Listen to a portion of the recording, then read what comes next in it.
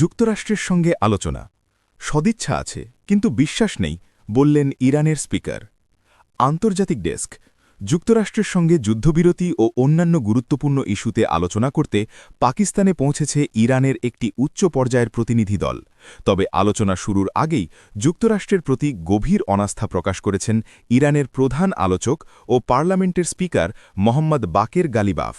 তিনি স্পষ্ট করে বলেছেন, চুক্তির বিষয়ে তাদের প্রতিনিধি দল আশাবাদী এবং তাদের সদিচ্ছা আছে, কিন্তু মার্কিন প্রতিপক্ষের ওপর তাদের কোনো বিশ্বাস নেই। সিএনএন, আল জাজিরা এবং ইরানের অর্ধসরকারি বার্তা সংস্থা তাজনিম নিউজের তথ্যমতে শুক্রবার রাতে ইরানের প্রতিনিধি দলটি পাকিস্তানের রাজধানী ইসলামাবাদে পৌঁছায়। ইরানি প্রতিনিধি দলে যারা আছেন, পার্লামেন্ট স্পিকার মোহাম্মদ বাকের গালিবাফের নেতৃত্বে এই প্রতিনিধি দলে বেশ কয়েকজন গুরুত্বপূর্ণ ব্যক্তি ও আইন প্রণেতা রয়েছেন।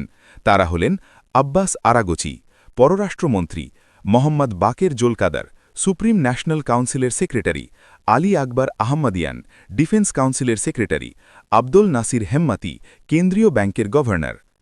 আলোচনা নিয়ে ইরানের অবস্থান। ইরানের রাষ্ট্রীয় সংবাদমাধ্যমকে দেওয়া এক সাক্ষাৎকারে প্রধান আলোচক গালিবাফ বলেন, আমাদের সদিচ্ছা আছে, কিন্তু যুক্তরাষ্ট্রের প্রতি আমাদের কোনো বিশ্বাস নেই। তিনি আরও জানান, যুক্তরাষ্ট্র যদি একটি প্রকৃত চুক্তির জন্য প্রস্তুত থাকে তাহলে ইরানও প্রস্তুত হতে পারে।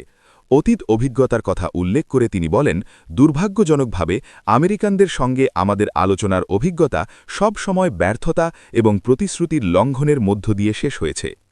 মার্কিন প্রতিনিধি দলের অংশগ্রহণ।